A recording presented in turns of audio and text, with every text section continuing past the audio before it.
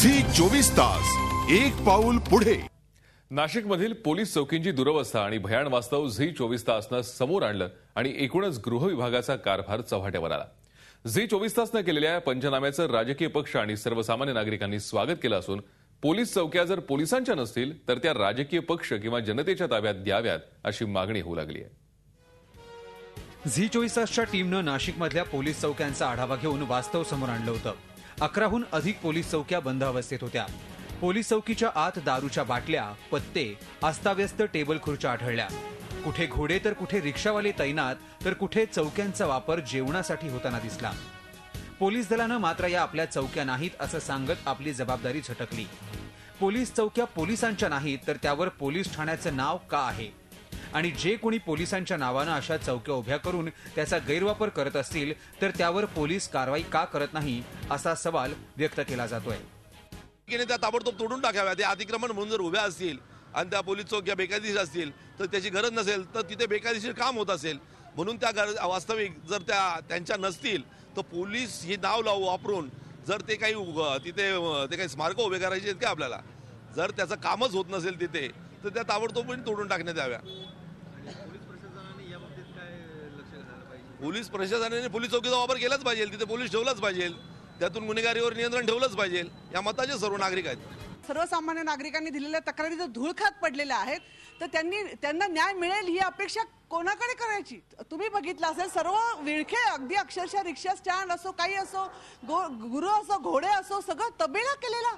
अशा पद्धतीने यांनी जर पोलीस चौक्या सांभाळणार असतील तर मी यांना स्पष्ट सांगेल की तुम्ही पोलीस चौक्या सोडून द्या, त्या पोलीस चौक्या आमच्या ताब्यात द्या, आम्ही त्या पोलीस चौक्या व्यवस्थित सांभाळू आणि नागरिकांना न्याय देण्याचा प्रयत्न करू। हे शिवसेना निश्चितच याबाबत ठोस भूमिका घेऊन ही गोष्ट निषेधार्ह आहे आणि ज्याच पोलीस चौक्यांचा उपयोग शासन करू शकत नसेल त्या पोलीस चौक्या शिवसेनेच्या ताब्यात शासनाने द्याव्या, पोलीस विभागाने द्यावा। त्या ठिकाणी शिवसेनेच्या पद्धतीने नागरिकांचं हितरक्षण करण्यासाठी सज्ज आहे।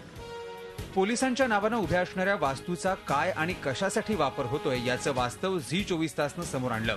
वर्दीची शान आणि नागरिकांच्या मनात असणारा पोलिसांविषयीचा आदर कमी होऊ नये एवढाच यामागचा हेतू असल्यानं गृह विभागानं सकारात्मक कारवाई करावी अशी मागणी होतीये।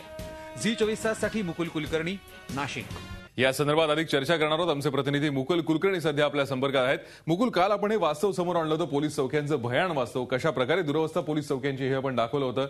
आता राजकीय पक्ष असतील किंवा सामान्य नागरिक असतील यांनी सरळ मागणी केली आहे, जर तिथे पोलीस नसतील तर या चौक्या आमच्या ताब्यात द्या।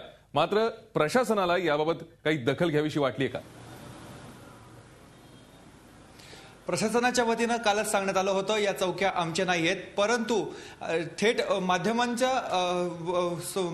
प्रभाव दिसू नये म्हणून कुठेतरी आज पण आम्ही काही अधिकाऱ्यांशी भेटलो। त्यांनी थेट आपल्याशी बोलण्यास, कॅमेरासमोर बोलण्यास नकार दिला असला तरी कुठे ना कुठे या सर्व गोष्टींची दखल घेण्यात आलेली आहे आणि जे खालचे अधिकारी असतील, जे ACP लेवलचे असतील किंवा निरीक्षक लेवलचे असतील किंवा हवालदार लेवलचे असतील, अशा सर्वांना इथून पुढे काटेकोरपणे पोलीस चौक्यांची निगा राखण्याची तंबी देण्यात आलेली आहे। त्याचबरोबर ज्या काही आता पोलीस चौक्या दुरुस्त आहेत, ज्या नादुरुस्त आहेत या सर्वांची यादी करण्यासाठी सांगण्यात आलेलं आहे। त्याचबरोबर ज्या पोलीस चौक्या बंद अवस्थेत असतील किंवा ज्या अधिकृत नाहीत, ज्या अनधिकृत आहेत असं पोलीस आयुक्त किंवा पोलीस दलाच्या माध्यमातून सांगण्यात आलेलं आहे, या सर्व पोलीस चौक्यांची यादी आता 2 दिवसात मागवण्यात आलेली आहे। नक्कीच मुकुल, थोडक्यात झी 24 तासनी आता हे वास्तव समोर आणल्यानंतर काही अंशी प्रशासनाला जाग आली असं आपल्याला म्हणता येईल आणि त्यातनं काहीतरी सकारात्मक गोष्टी घडतील असं आपण म्हणूया। सदरक्षणाय खलनिग्रहणाय असं ब्रीदवाक्य असणाऱ्या पोलिसांना आता तरी या स्वतःच्या पोलीस चौक्या ताब्यात मिळतील का हे पाहणं खूप महत्त्वाचं ठरणार आहे। धन्यवाद मुकुल या सविस्तर माहितीसाठी। झी 24 तास एक पाऊल पुढे।